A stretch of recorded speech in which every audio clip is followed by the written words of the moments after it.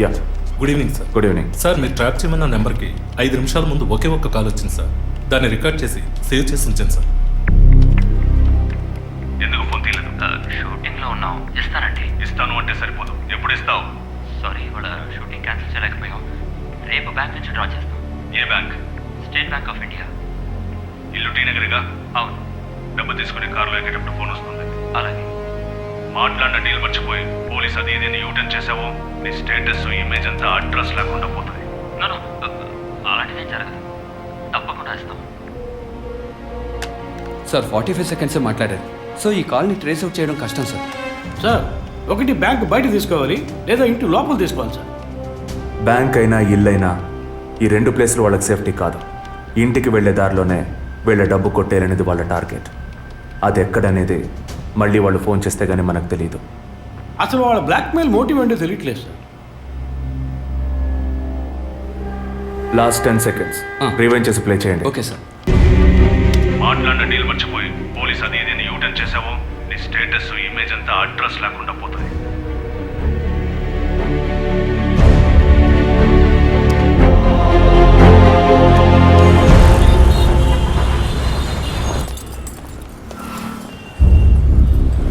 Sir వాళ్ళు బయలుదేరారు sir. Okay sir వాళ్ళు కారికేర్ సార్. Guys, get started. డిపార్ట్మెంట్లో డబ్బులు తీసుకోమ్మా.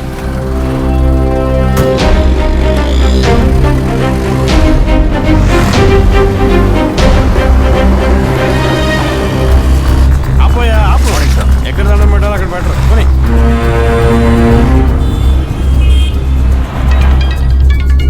సార్ మొదటి నెంబర్కు కాల్ వస్తుంది సార్. Connect call. సార్, నేను కాకినాడ నుండి రమేష్ మాట్లాడుతున్నాను సార్. నేను మీ పెద్ద ఫ్యాన్ సార్. పోయిన వారం సీరియల్లో మీ యాక్షన్ చూసి ఏం చేశాను సార్. మేడం గారు అయితే క్యారెక్టర్లో జీవించేశారు సార్. వచ్చే ఎపిసోడ్లో మీరు మీ ఆవిడ గొడవపడేసి నాతో చెప్పండి సార్. అప్పుడే నేను మీతో మాట్లాడేట్టు మా ఆవిడ నమ్ముతుంది. మా ఆవిడ మీకు వీరాభిమాని సార్. సార్, వచ్చే వారం మీ ఆవిడ ఇంట్లో ఉంటుందా, లేక కోపం వచ్చి ఇంట్లో వెళ్ళిపోతుందా? ఏంటి మీరు అనేది? సీరియల్లో సార్. న్యూస్ ఇచ్చారని చెప్పండి. Madam madam madam stop. Tirupati, U turn తీసుకొని వెయిట్ చేయండి. కొంచెం ముందుకు వెళ్ళి యూటర్న్ తీసుకో.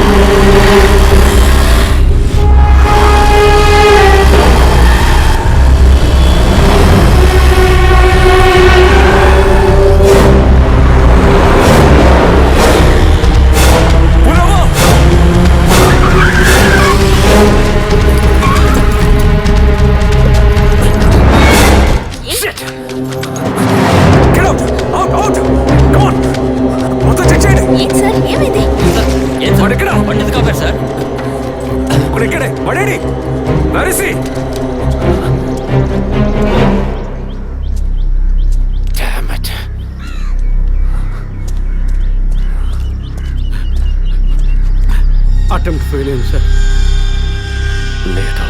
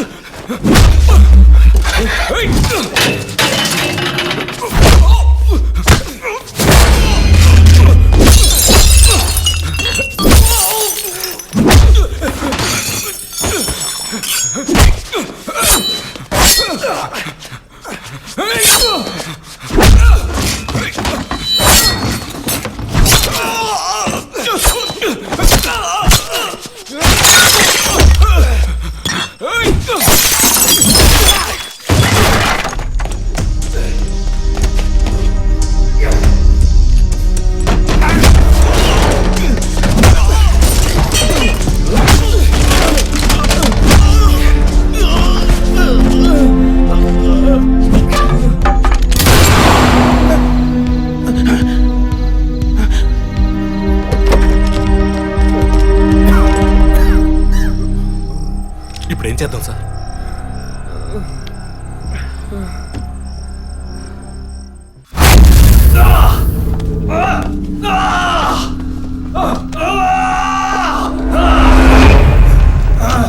Stop it! Stop it!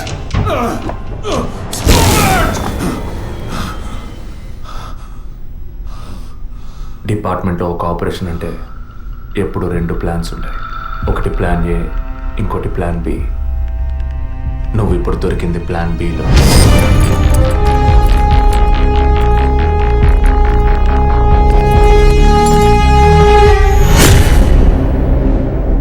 చెప్పు, ఎందుకు బ్లాక్మెయిల్ చేశారు? పద్మ, జెసికా, ఫాదర్, మా వదిన అభినయ, ఇంకా కళ్ళకు తెలియని ఎంతో మంది. అంతా నీకు తెలుసు. చెప్పరా.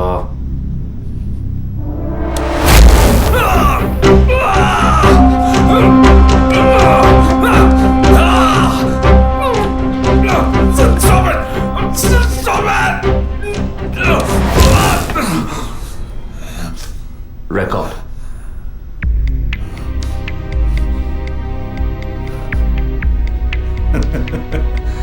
నేను భయపడను. ఏ రోజు మా తప్పు బయటపడుతుందో ఆ రోజు మిగతా వాళ్ళ తప్పు తెలియక తప్పదుగా. అందుకే అడుగుతున్నాను, హాస్పిటల్లో ఏం జరుగుతోంది? డాక్టర్స్ చేస్తున్న పని ఏంటి? డాక్టర్స్ మాత్రమేనా? Jessica, sky TV CEO wife. తను గొప్ప క్రికెట్ ఫ్యాన్ మాత్రమే కాదు, ఆల్రౌండర్ వినోద్ మెహ్రా అంటే ప్రాణం ఇచ్చేంత ఫ్యాన్. ఆటోగ్రాఫ్ తీసుకుంటారు, ఫోటో తీసుకుంటారు. కానీ తనేం చేసిందో చెప్పునా? తనకు పుట్టబోయే బిడ్డ తను అభిమానించే క్రికెట్ ప్లేయర్లా ఉండాలన్న ఆశతో ఆ క్రికెట్ ప్లేయర్ వీర్య కణాలని బౌలునని లక్షలిచ్చి వరం హాస్పిటల్ నెట్వర్క్ స్పర్మ్ బ్యాంక్ నుంచి కొన్నది. అది కూడా ఆమె భర్తకి తెలియకుండా. మినిస్టర్ విద్యాధర్ రావు తన ఒక్కగానొక్క కొడుక్కి తండ్రి అయ్యే అవకాశం లేదని, తన కొడుక్కి వారసుడు కావాలి, తన రాజకీయాలకి వారసుడు కావాలన్న స్వార్థంతో కోడలంటే కూతురు లాంటిదన్న జ్ఞానం కూడా లేకుండా తన వీర్య కణాలనే. తప్పు ఎవరిది? అధికారం అడ్డు పెట్టుకుని అరాచకం చేసే వాళ్ళని అడగద్దంటావా? అడుగుతాం. డబ్బు ఇవ్వమని అడుగుతాం. నిజం విన్న ఫాదర్ని, నిజం చెప్పిన జెసికాని అంతం చేశాం. మంత్రి మా మాట వినకపోయేసరికి ఆయన కోడలు పద్మావతి దగ్గర గుర్తు విప్పాం. తనేం చేసింది? సూసైడ్ చేసుకుంది. డాక్టర్, జెసికా, మినిస్టర్ ఇప్పుడు వాళ్ళు తప్పు చేశారని అనుకుందాం. మా వదినే తప్పు చేసిందిరా. చెప్పక తప్పదా?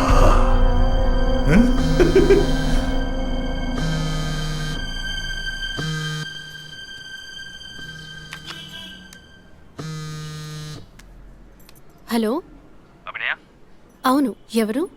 నేనెవరన్నది ముఖ్యం కాదు, కానీ నువ్వు ఒక ముఖ్యమైన విషయం తెలుసుకోవాలి. హలో, నువ్వెవరో తెలియకుండా ఏ విషయం వినాల్సిన అవసరం నాకు లేదు. నువ్వు చెప్పక్కర్లేదు.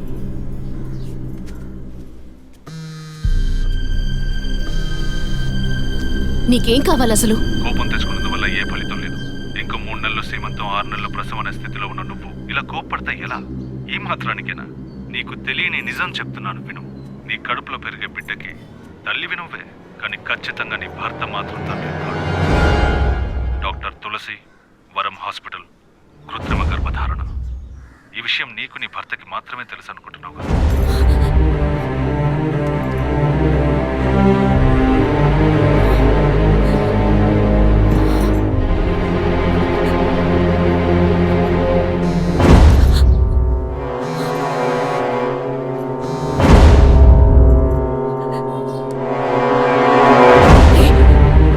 ఏంటి నువ్వు పిచ్చి పిచ్చిగా మాట్లాడుకో. ఇన్నాళ్ళు నీకు అబద్ధాలు చెప్పిన ఆ డాక్టర్ నడు ఏది నిజమో తెలుస్తుంది. నీ గర్భంలో పెరిగేది నీ భర్త రూపం కాదు. రేపు నీకు బిడ్డ పుట్టిన తర్వాత ఆ బిడ్డకి నీ పోలికలు వచ్చినా నీ భర్త పోలిక మాత్రం ఉండదు. తండ్రి లాంటి మొహం, తండ్రి లాంటి కళ్ళు, అలా చెప్పుకోవడానికి దేనికి పోలికలు ఉండవు.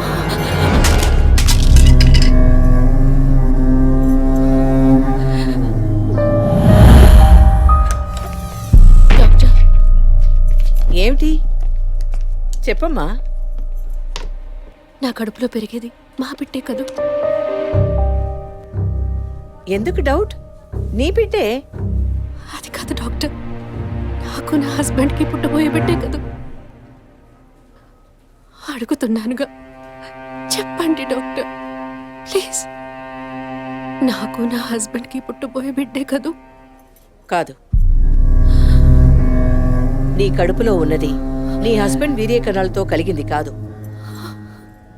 స్పర్మ్ బంక్ నుంచి తెప్పించిన వేరే వ్యక్తి వీర్యకణాలు. ఎందుకంటే నీ హస్బెండ్ వీర్యకణాల మూలంగా ఏ విధంగానూ సంతానం కలిగించే అవకాశం లేదు. అయితే ఎందుకు డాక్టర్ మీరు ఇంత పచ్చి అబద్ధం ఆడారు? ఏం చేయను? ఇంకొకరి వీర్యకణాలు తెప్పించి పెట్టాను. ట్రీట్మెంట్ తీసుకుంటే నువ్వు ఒప్పుకుంటావా? ఒకవేళ నువ్వు నీ ఫ్యామిలీ ఒప్పుకున్నా నీ హస్బెండ్ ఒప్పుకుంటారా? అప్పుడు మీరు ఎందుకు చేశారు డాక్టర్?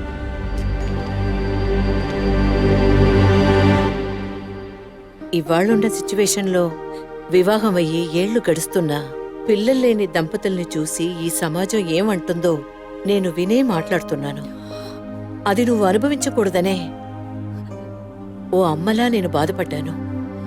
ఇప్పుడు చెప్పు, నేను చేసింది తప్పా? ఇప్పుడు తప్పని నువ్వు భావిస్తే ఏ యాక్షన్ తీసుకున్నా నేనేమనుకోను. నా మాట విను.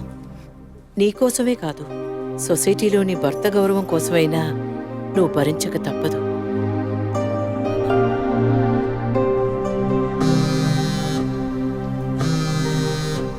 నీకిప్పుడు ఏం కావాలి? నీ భర్త, నీ కుటుంబం అంతా నీ కడుపులో పెరిగే బిడ్డని వారసుడని వంశాంకురం ఆనందిస్తున్నారు. ఆ ఆనందం దక్కాలంటే దానికి ఒక డీల్ కావాలిగా. దాని ఖరీదు 50 lakhs వితౌట్ TDS. అంత డబ్బు నా దగ్గర లేదే. నీ దగ్గర, నీ భర్త దగ్గర లేకపోవచ్చు, మీ నాన్న దగ్గర ఉండొచ్చుగా. ఈ మధ్య ఒక కేసు గెలిచి ధనవంతుడయ్యాడు. 2 కోట్లు సంపాదించాడు. అందులో జస్ట్ 25%. సొంత కూతురు అడిగితే కాదనలేడు.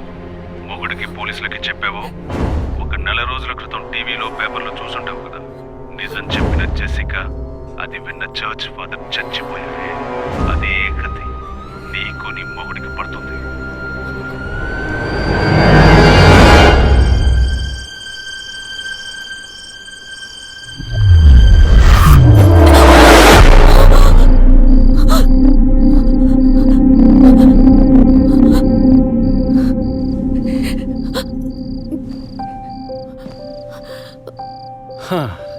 ఈ మధ్య ఆఫీస్లో నేను సరిగ్గా పనిచేయలేకపోతున్నాను. అబ్బాయి పుడితే ఏం పేరు, అమ్మాయి పుడితే ఏం పేరని ఆలోచించడానికే టైం చాలటం లేదనుకో. మీరేం కోరుకుంటున్నారు? అబ్బాయా, అమ్మాయా? ఇన్ని రోజుల తర్వాత మనకంటూ ఒక బిడ్డ పుట్టడమే సంతోషకరమైన విషయం. సరే, పుట్టబోయేది అబ్బాయా, అమ్మాయా, ఏం పేరు అవన్నీ వదిలే. బిడ్డకి ఇన్షియల్ ఏమిటో చెప్పు చూద్దాం.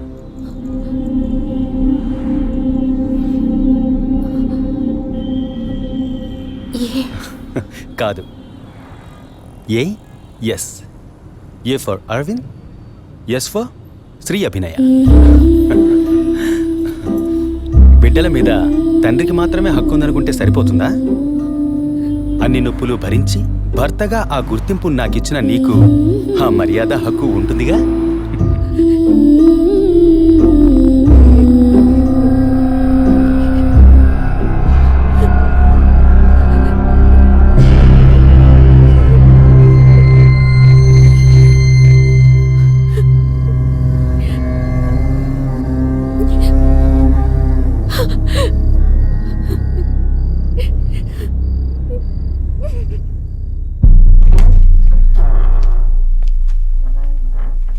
ఏంటవి సడన్గా వచ్చావు?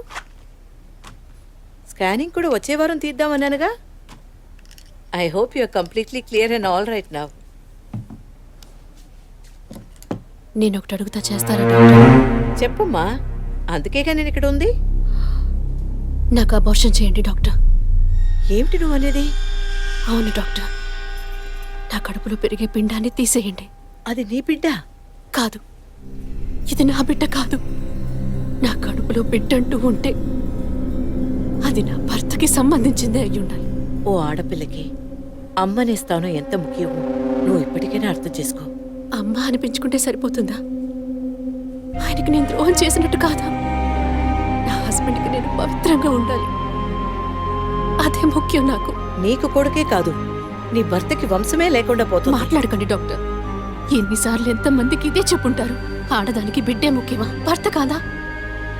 తల్లిని కాలేదని ఆయన ఎప్పుడూ నన్ను తక్కువ చేయలేదు. అందుకే ఆయన అంటే నాకు పంచ ప్రాణాలు. నీ హస్బెండ్ పర్మిషన్ లేకుండా అబార్షన్కి వీలు పడదు. ఎవరి పర్మిషన్ తీసుకుని మీరు ఈ పని చేశారు?